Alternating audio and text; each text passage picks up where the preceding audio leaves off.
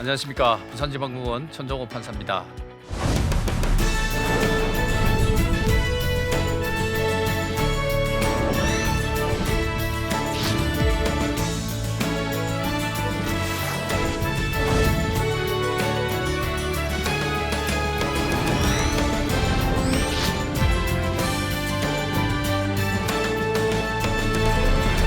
지난 8년간 소년재판을 담당한 경험을 가지고 학교 폭력 그리고 청소년 비행 이해와 예방이라는 주제로 여러분들과 함께 나누고자 합니다.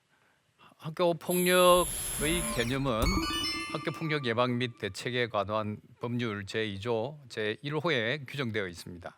학교 내외에서 학생을 대상으로 발생한 상해, 폭행, 강금, 협박 등등 이렇게 표현되어 있습니다. 공갈은 우리 아이들이 주로 쓰는 용어가 삥뜯기라고 하고요. 강요나 강제적인 심부름은 셔틀이라고 하고, 따돌림은 우리가 보통 쓰는 왕따라고 합니다. 여기 중요한 것은요, 피해자가 학생이면 학교 폭력이 된다는 겁니다. 가해자는 누구냐에 관계없이 학교 폭력은 피해자 중심으로 되어 있습니다. 그 내용을 보면 주로 폭력적인 것들입니다. 이것을 근거로 여러분들에게 질문을 해보겠습니다. 첫 번째, 학생이 학교 수업 시간에 친구의 책을 훔친 경우. 자, 이게 학교 폭력이 된다는 분, 안 된다는 분, 손도 안 드신 분들은 두 번째는 학생이 수업을 빼먹고 학교 밖에서 오토바이를 훔쳐 폭주하고 다니는 경우.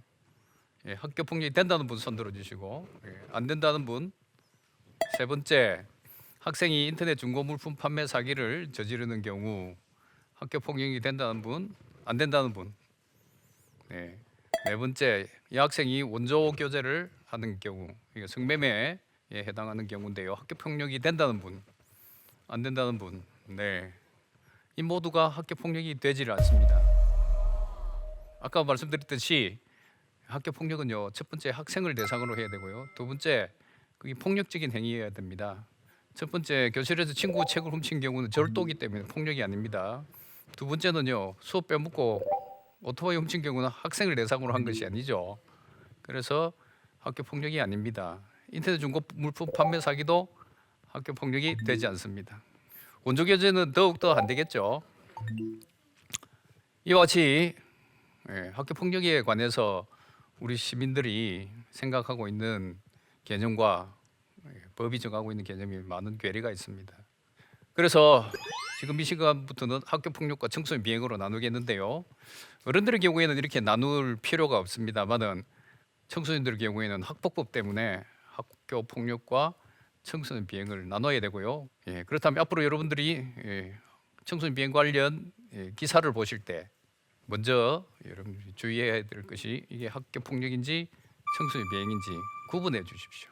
그래서 이제 학교 폭력의 경우에는 좀 엄중한 조치가 필요합니다만은 청소년 비행 쪽은 그렇지 않습니다. 다른 접근을 해야 됩니다. 자, 그럼 여러분들한테 질문을 하겠습니다.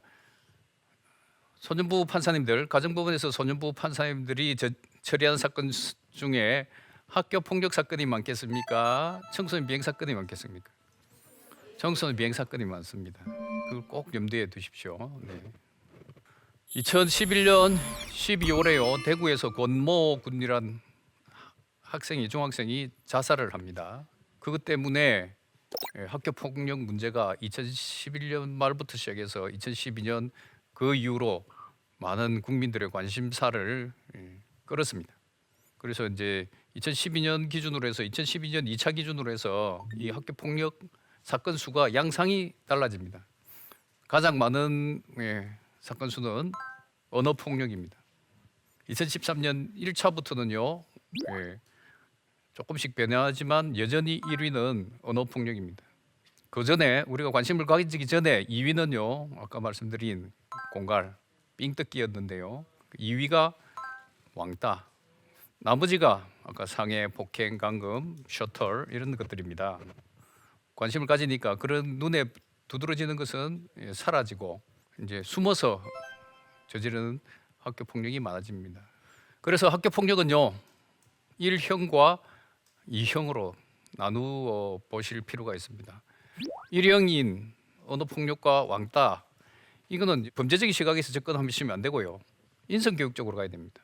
인성교육이 잘못해서 욕을 하고 왕따를 하는 것이지, 이것이 나중에 큰 범죄자가 된다는 그 전제에서 쓰면 안 되거든요. 그래서 1형하고 2형은 나누는데, 2형이 아까 말한 여러분들이 보통 학교 폭력이라고 생각하시는 것들, 학생을 대상으로 하는 것, 때리고 돈 뺏고 심부름하고, 그래서 1형과 2형은 나누셔야 되고, 1형은 인성형이라고 하고요, 2형은 비행형 또는 범죄형이라고 합니다. 그래서 학교 폭력에서 우리가 관심을 가져야 될 것은 2형이고요. 사회 전체가 관심을 가져야 될 것은 1형입니다. 욕설 문화를 줄이고 왕따 문화를 줄여가야 됩니다. 근데 학교 폭력 안에도요, 학교 내 폭력과 학교 밖 폭력이 있습니다. 저기 보시면 아까 말씀드렸듯이 2011년 11월 대구 건군 자살 사건 이후로 학교 내에서 아이들이 극단적인 선택을 한 경우가 많습니다. 그것이 왜 그러냐면 2011년 11월에 대구에서 건군 자살 사건이 터지고 우리 사회가 관심을 가지니까요, 2012년도에 들어와서 대구 경북 지역에서 10몇 명의 아이들이 연속적으로 자살을, 그 원인은 밝혀지지 않았는데요, 그 뒤로는 이제 사건이 줄었습니다만은 그동안 우리가 무관심했다는 겁니다. 그렇게 당하던 아이들이 사회가 관심을 가져주니까 나도 하는 입장에서 그렇게 하지 않았나 개인적으로 추측해 봅니다. 그런데 최근 2017년에 일어났던 부산 여중생 폭행 사건 아시죠? 이 사건은 학교 안에서 있었던 것이 아니고 학교 밖에서 있었던 겁니다. 내용이 다릅니다. 부산 여중생 폭행 사건의 경우는 이렇습니다. 이 아이가, 피해자가 학생입니다. 아까 학교 폭력은 피해자가 학생이면 학교 폭력이라 했죠. 그런데 이 아이가 부산 여중생 학교 폭력 사건 발생 시점으로 60일간 장기 결석한 아이입니다. 3일만 더 결석하면요 유급이 되어서 1년 더 새로 다녀야 될 아이였습니다. 자, 그런 아이들에 대해서 여러분들 학교 친구들이 관심을 많이 가질까요? 선생님들이 그 아이가 왜 장기 결석하는지 요즘 가정 방문하고 합니까? 안 합니다. 그 아이는 놀아줄 친구가 없어요. 학교 가지 않죠. 가출도 좀 하고 있죠. 그런 상태에서 학교보다는 학교 밖에서 이렇게 그룹을 지었다 보니까 학교 밖 아이들이 어떻습니까? 학교 내 아이들보다는 위험한 군에 속하는 아이들이거든요.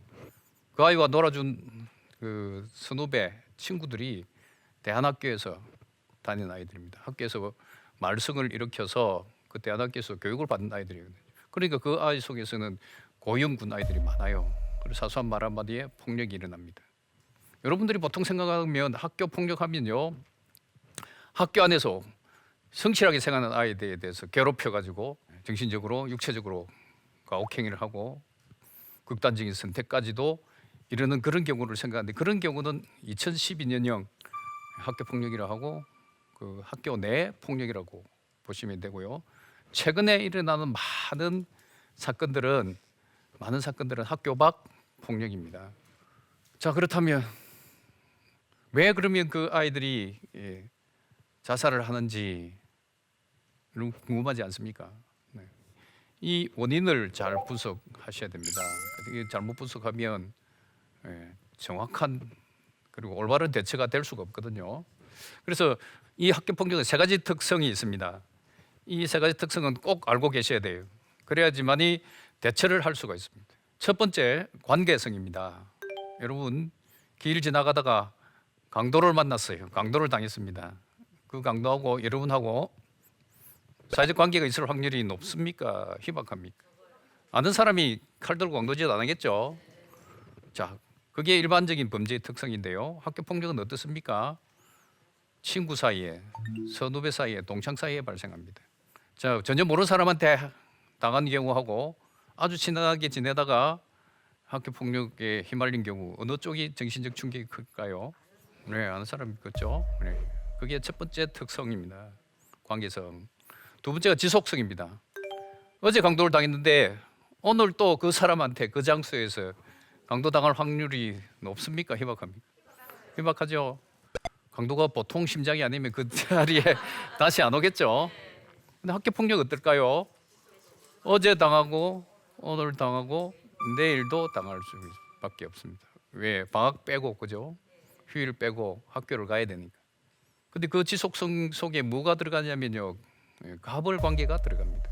그럼 폭력이 지속이 되면 한쪽은 일방적으로 가해자가 되고 한쪽은 일방적으로 피해자가 되는 그런 가불 관계에 설 가능성이 매우 높습니다. 지금까지 8년간 지켜본 바에 하면 한번 주도권을 잡으면요, 지속적으로 괴롭히는 경우가 꽤 많습니다. 세 번째가 공연석입니다. 강도가 남이 본 데서 강도짓 합니까? 안 하죠. 근데 학교 폭력은 어떻습니까? 대놓고 할 때는 있고요. 학교라는 곳은 공동체 생활하는 곳 아닙니까? 우연히 볼 수도 있고요. 보통 학교 폭력, 남자아이들이 학교 폭력 저지를 경우에 이제 이런 경우도 있습니다. 실제로 말가벗겨 놓고 동영상을 찍어가지고 단톡이나 올리는 경우가 있거든요. 그렇게 피해를 당하고 있는데 자기가 좋아하는 여학생이 그것을 봤다면 어떻게 될까요? 네. 그 다음에 반 아이들 30명이 그걸 다 봤다면 어떻게 될까요? 그 다음에 전교생이 그걸 다 봤다면 어떨까요? 그렇기 때문에 학교 폭력은요, 일반 범죄하고 달리 접근해야 됩니다. 일반 범죄는 남이 본 데서 잘 안 하잖아요. 근데 학교 폭력은 의도하든 그렇지 않든 볼 가능성이 매우 높은 공동체 구조가 되어 있습니다. 그래서 학교 폭력이요, 아까 관계성에서 전혀 모르는 사람한테 당한 경우보다 정신적 충격이 크고, 지속성에서 정신적 충격이 크고요, 공연한 이 입장에서 정신적 충격이 큽니다. 이런 이 세 가지 특성이 계속된다면 치명적인 결과를 초래할 수가 있거든요. 대표적인 사례가요, 2013년 3월 15일에 발생한 경산 학생 자살 사건입니다. 3월 달이면 입학한 지 얼마 되지 않았죠. 고등학교 입학한 지 일주일 만에 자살한 경우인데요. 자, 그렇다면 판사님, 뭐 일주일밖에 안 됐는데 지속성이 없는데요 하실 건데, 어떻습니까? 어디까지 거슬러 올라가야 됩니까? 중학교까지 가야 됩니다. 그죠? 중학교까지 거슬러 올라가 보니까 가해 아이 2명하고 저 피해자 아이하고 3명이 친한 친구입니다. 이 피해자 아이가 3년 동안 이 두 아이한테 괴롭힘을 당했습니다. 쓰레기통을 뒤집어 쓰고 춤추기도 하고, 아까처럼 팬티 내려놓고 사진도 찍히기도 하고. 그런데 이 3년 동안 신고하라 해도 신고를 안 했어요. 그런데 고등학교 가서 일주일 만에 이제 자살을 하게 됩니다. 첫 번째 이유는 아까 말했듯이 그 같이 놀던 친구들이 성적이 비슷하니까 같은 고등학교 가요. 고등학교는 사실상의 등급제가 되어 있어서, 특목고부터 시작해서 등급제가 되어 있어서 비슷한 성적이 있는 아이들은 비슷한 학교에 갈 수밖에 없습니다. 맞습니까? 두 번째는 같은 반이 됩니다. 세 번째는 그 학교가 기숙학교입니다. 이제 바로 이해되시죠? 중학교는요, 수업을 마치면 집에 갈 수 있었지만 24시간을 방학 빼고는 당할 것 같으니까 공황장애가 온 겁니다. 그럴 것 같으면 학교를 그만두고 누구하고 상담을 해서 풀어버려야 되는데 그 무게가 너무 컸던 것 같아요. 그래서 이제 아이가 극단적인 선택을 합니다. 이런 것들이 이제 학교 폭력에 우리가 진짜 관심을 가져야 될 학교 폭력입니다. 그래서 여러분들이 혹시 학교 폭력이 발생했을 경우에 첫 번째 대처해야 될 것이 사실관계를 파악하는데, 어떤 사실관계냐? 첫 번째, 두 아이가 관계적에 있느냐, 특히 가불 관계에 있느냐, 한쪽이 다른 쪽 아이를 지속적으로 괴롭히는 관계에 있느냐, 또 얼마만큼 피해가 발생했는데 주위에 방관자가 있느냐, 방조자가 있느냐, 이걸 살펴보셔야 됩니다. 그렇지 않고 친구들끼리 우발적으로 욕을 하든지 왕따를 한 경우는 사태를 크게 만들지 마시고 친구끼리 화해를 시키시고 인성교육을 시키시는 방향으로 가야 되는데요. 그렇지 않고 저는 세 가지 특성을 가진다면 아주 심각하게 접근을 해서 피해자를 위로를 하고 빨리 관계 회복을 해줘야 됩니다. 예를 들어서 가해자가 2명인데 피해자가 1명이라면 가해자와 피해자의 관계만 회복되면 되느냐? 공정성 입장에서는 그렇진 않습니다. 아까 그 길 지나가다가 그 장면을 본 여학생하고도 명예가 회복돼야 되고요. 반 친구들 하에 명예가 회복돼야 되고요. 전교생과의 명예가 회복돼야 됩니다. 그렇지 않고 어중간하게 처리하면 사건은 끝났을지 몰라도 피해자의 마음에 남아있는 상처는 그대로 앙금이 남아있을지도 모릅니다. 그래서 학교폭력의 경우에 이런 세 가지 특성, 아까 말했죠. 2012년형 학교폭력, 특히 극단적 선택까지 갈 수 있는 이런 가능성을 가진 학교폭력에 대해서는 철저히 조사하시고, 그렇지 않은 경우에는요, 빠른 화해와 회복을 위해서 좀 넓은 마음을 가지고 접근해 주시면 좋겠다고 생각합니다. 자, 그래서 이제 학교 폭력 문제의 본질은 뭐냐? 결국 뭡니까, 여러분? 뭐겠습니까? 아까 학교 폭력 사건 중에 가장 많은 것이 뭐라고 했습니까? 언어 폭력과 왕따. 그렇죠. 결국 본질은 뭡니까? 인성 문제 아닙니까? 인성 문제.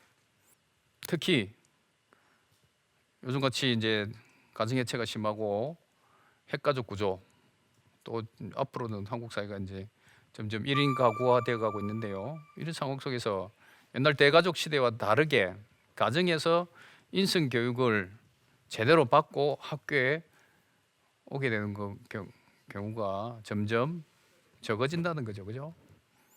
인성교육진흥법이 만들어졌지만요, 그것이 집안에 가정에까지는 들어가지 못합니다. 학교 내에서 인성교육진흥을 하라고 하는 건데요, 가정에서 이미 인성이 문제된 아이들이 학교 와서 그걸 바로잡는 게 쉬운 일이 아닙니다. 이렇게 된 게 아까 말했듯이 그 학교 폭력의 본질이 우리 사회의 구조를 반영하고 있는 건데요, 출산율이 세계 최저인 거 아시죠? 고령화가 급격하게 진행되고 있습니다. 예, 저기 보시면 같은 학교 1966년도에 전교생 사진 쓰고요, 2017년도에 전교생 사진 씁니다. 여러분들 잘 인식은 못 하시겠지만 이렇게 변화해 버렸습니다. 예, 주위의 흑백 사진에서는요, 인구 구조가 피라미드형으로 되어 있습니다. 인구 구조가 피라미드형이 되어야만이 건전한 그 사회 구조가 되거든요. 그런데 현재는 어떻게 되어 있냐면 역피라미드형입니다. 역삼각형 구조인데요, 이게 지금 통계치로 해가지고 역피라미드의 모습이 보입니다. 그죠? 네. 가정해체가 심해지고 아이들이 귀해지면 귀해질수록 인성교육을 등한시할 가능성도 높아진다는 겁니다. 그런데 이걸 이제 이 역피라미드 구조를 바꿔주셔야 되는데, 이게 언제 그 역전될지는 저는 잘 모르겠는데, 이게 굉장히 이제 우리 사회에 악영향을 끼칠 수 있다는 겁니다. 그런데요, 우리 사회가 이 아이들한테 제공하는 사회의 모습이 너무 유해하다고 저는 생각합니다. 술, 담배 무책임하게 팝니다. 그 다음에 술 권하는 사회입니다. 그죠? 그 다음 폭력이 무기 내진 미화됩니다. 여러분 TV나 드라마 보시면 얼마나 자주 욕이 등장합니까? 아이들한테 욕하는 것도 하나도 그냥 쉽게 넘어갈 수도 있지만, 그것이 상대방이 듣기에 따라서는 상처가 될 수 있고 폭력이 될 수 있다는 것을 깨우쳐 줘야 됩니다. 특히 부산전생 폭행 사건 터졌을 때 그 문제됐던 게 공감 능력 상실입니다. 내가 이렇게 저 아이를 때렸을 때 그 피해자 입장에서 얼마나 아플까? 적어도 뭐 욕 한마디 잘못했다, 말 한마디 잘못한 거면 그렇게 과도하게 폭력을 행사할 이유가 있을까? 이렇게 생각을 해야 되는데, 공감 능력을 상실해 보니까요, 자기가 하는 것에 대해서 상대방이 아파서 울고 외치고 할 때도 이게 피드백이 안 된다는 겁니다. 특히 부산정생 폭행 사건의 그 폭력 장면을 보면 영화의 한 장면입니다. 왜 그렇게 됐을까? 그죠? 그 아이들은 그 행위에 대해서 의미를 잘 이해하지 못할 수도 있습니다. 그런 공감 능력 문제도 깊이 여러분들이 각인시켜 주시고, 우리 사회가 학교 폭력 문제에서 범죄자의 시각에서 비행형 학교 폭력보다는 언어 폭력과 왕따, 이 인성형 학교 폭력이 많다는 생각에 인성 교육 쪽에 관심을 가졌으면 좋겠다는 겁니다. 이것은 결국 학교 폭력 문제, 특히 인성 문제는 우리 사회의 현실을 그대로 반영하고 있다고 보시면 됩니다. 근원적으로 가다 보면 이게 학교 문제도 아닙니다. 그죠? 우리 사회 출발선에서 이미 사회구조적인 문제, 빈부격차 문제가 심화되어 있다는 겁니다. 그런 상황 속에서 아이들은 어떻게 됩니까? 초등학교까지는 잘 모릅니다. 근데 중학교쯤 되면 바로 성적 경쟁이 시작됩니다. 그죠? 성적 경쟁이 시작되는데 제가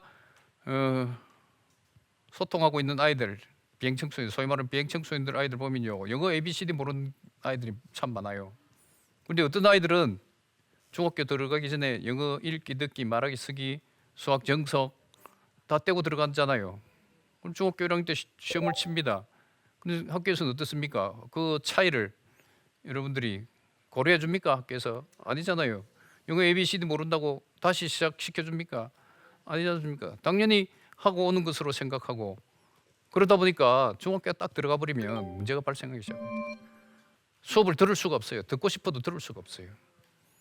보통 우리가 말하는 이런 구분을 하겠습니다. 양해해 주시면 주류와 비주류인데요.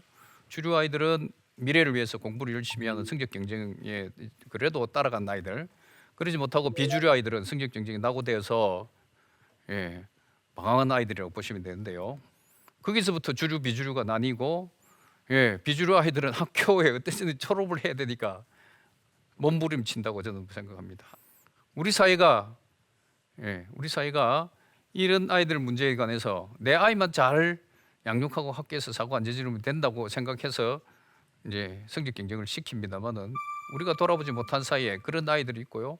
그런 아이들이 결국 학교가 부적응하고, 그러니까 언어 폭력 왕따를 저지르다가 아니면 이 유형으로 친구들 돈 뺏고 상해하고 하게 되는 겁니다. 그런 상황 속에서 아이들은 학교 폭력에 노출되고, 그러다 보면 학교에서 징계를 받고 학교 밖으로 가서 학교 밖 폭력을 저지르고, 그런 아이들이 나중에 이제 청소년 비행 쪽으로 넘어가게 된다는 겁니다. 그렇다면 학교 폭력 해결책은 가정을 바로 지켜야 되는데 그게 쉬운 일은 아닙니다. 거기서부터 출발해서 우리 사회가 한 걸음 한 걸음 나가야 되는데 오히려 역행하고 있지 않은가, 그렇게 생각합니다. 자, 첫 번째 강의는 여기까지 마치고 여러분들 질문을 받도록 하겠습니다. 네. 학교 폭력은 결국 인성의 문제인데요. 그래서 어떻게 올바르게 그 인성을 가르칠 수 있는지 말씀해 주시면 좋겠습니다. 인성은 어떻게 함양되느냐가 가장 큰 문제인데요. 여러분 저 해변에 가보면 자갈돌이 있습니다, 그죠? 자갈돌이 원래부터 둥글지는 않았을 겁니다. 뾰족뾰족했을 건데 돌끼리 부딪히다 보니까 깎여서 둥글둥글해지거든요. 그렇다면 사람의 인성도 똑같습니다. 인간과 인간 사이에 부대낌이 많아야 됩니다. 근데 지금은 어릴 때부터 스마트폰이라든지 SNS에 많은 시간이 노출되다 보니까 사람과의 관계가 빈도가 낮아요. 여러분 그 게임 중독에 관해서 여러분이 경각심을 가져야 되는 경우인데요. 제가 실제 처리한 사건 중에 이런 사건이 있었습니다. 두 아이가 PC 게임을 합니다. 폭력 게임인데, 사람을 잔인하게 죽이는 폭력 게임이었는데 PC방에서 만나서 두 아이가 의기투합해가지고 진짜 사람을 죽여보자 그렇게 실제로 죽였어요. 그래서 구치소에서 지금 재판 대기 중에 있었습니다. 국선 변호사가 가서 아이들 면담하고 와서 저한테 들려준 얘기가 충격적인데요.